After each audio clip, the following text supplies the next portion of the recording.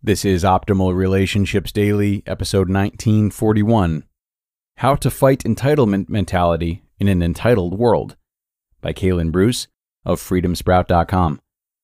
Hello, everybody. Happy Thursday, and welcome to another parenting edition of Optimal Relationships Daily. My name is Greg Audino. I'm your host and narrator, here with you every single day, rain or shine. And today I'll be reading from the work of Kalen Bruce, who we haven't heard from in a bit. He's going to share his thoughts about entitlement and how to address it as a parent if you see it in your kids. So let's start the article now and optimize your life. How to Fight Entitlement Mentality in an Entitled World, by Kalen Bruce of freedomsprout.com. There are actual studies showing that kids today are 25% more entitled than older generations, and 50% more entitled than the oldest generation. But I don't think we need studies to see that the entitlement mentality is taking its course. This isn't a political post. This is not a Fix Our Youth post. I'm simply trying to shine light on an issue that we all face with our children: entitlement. Let's see how we can deal with this for our kids' sake. What is entitlement mentality? A basic definition from the Cambridge Dictionary defines entitlement as, quote, the feeling that you have the right to do or have what you want without having to work for it or deserve it, just because of who you are, end quote. Therefore, the entitlement mentality happens when entitlement becomes second nature, or an assumed fact. So, what's the opposite of entitlement? One informal opposite, the first term that comes to my mind, is adversity. It's not a literal opposite. It's the opposite in that kids who experience adversity tend to deny the entitlement mentality. Entitlement instills the idea that you don't have to work for things, yet they should still be given to you, because you are you.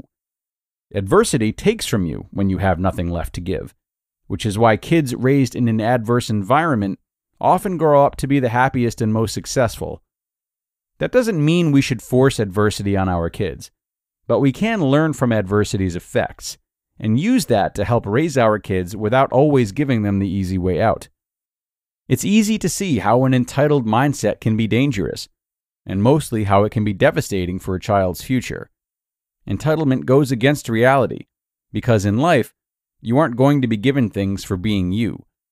In some cases you might, but those are rare circumstances, and that usually makes it worse. Excuses and entitlement. Excuses go along with the entitlement mentality. I don't have to do this because someone else will do it. Or you have to do this because I want you to do this. No more, no less. The problem is that doesn't work, and it doesn't help anyone. Excuses are never helpful, even if they're justified. For example, the family who is in tremendous debt due to unexpected medical bills won't solve their problem by explaining why they're in debt. We're dealt our cards, and we must react to what we're dealt in a healthy way.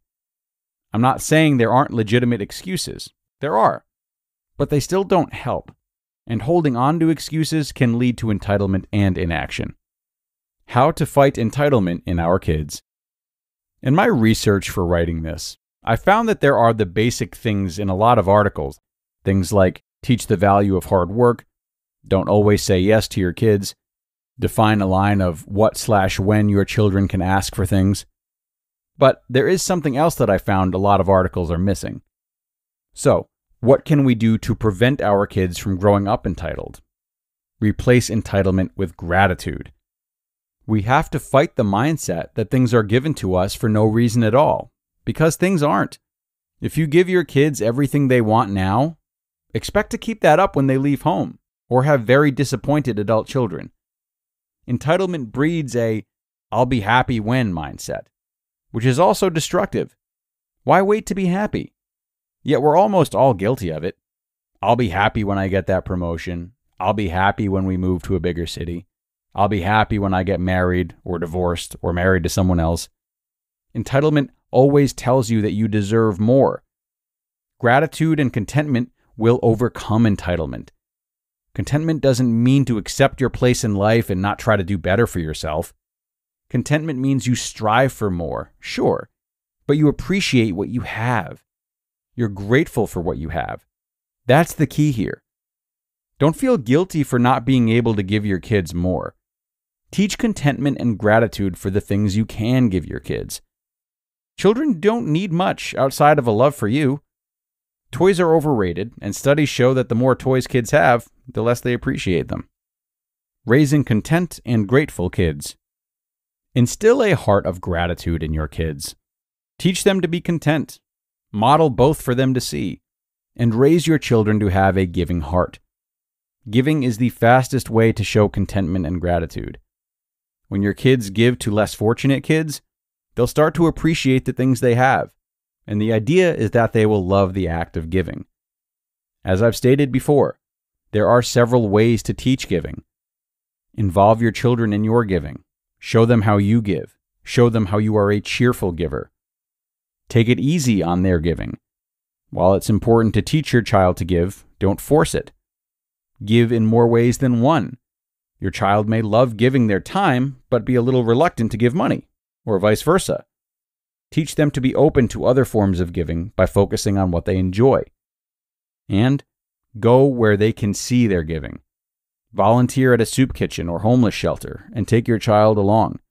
They may just fall in love with giving and serving others. When your kids learn to appreciate people over material possessions, they're on the right track. Once they learn that the childish entitlement mentality isn't going to help anyone, they're more likely to get rid of the idea completely.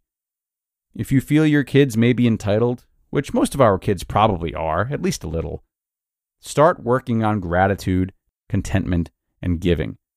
It's the fastest way for your kids to learn what truly matters. You just listened to the post titled, How to Fight Entitlement Mentality in an Entitled World by Kalen Bruce of freedomsprout.com.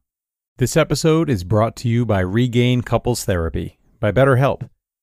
Whether you're in the honeymoon phase or partners for life, perfectly content with your partner or going through a rough patch, setting aside time to listen to each other and work through conflicts can transform your relationship. And I can tell you from experience that sometimes the best place to learn how to be the listener or communicator that your partner needs is in therapy.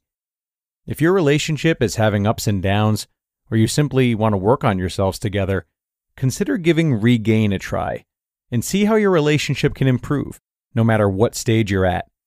This is an entirely online form of therapy that's not only helpful, but also designed to be convenient, flexible, and suited to your schedule. Just fill out a brief questionnaire to get matched with a licensed therapist and switch therapists anytime for no additional charge. The best relationships are always worth fighting for. Try something new in therapy. Visit regain.com/ORD today to get 10% off your first month. That's regain.com/ORD. And a big thank you to Kalen for this post, one that I'm sure all parents have a vested interest in, as entitlement is a word that I think most can agree comes with a negative connotation, yet also has many different opinions surrounding where it comes from, what it looks like, and of course, how to solve it. I think Kalen laid out some great ideas today, some great insight. But before we go, I do also think it's worth mentioning that entitlement can easily go hand in hand with a trauma response.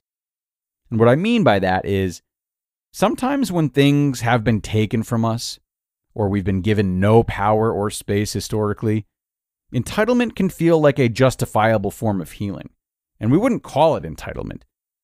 Depending on the context or the feelings surrounding the situation, the same behavior could be defined as either entitlement or someone finally standing up for themselves and taking some time to just receive. I think the difference, of course, boils down to a sense of awareness for others and a camaraderie. But for hurt people, it's hard to see that clearly, and survival mode can make friends seem like enemies. So consider this side of entitlement when you think you're seeing it in others or yourself.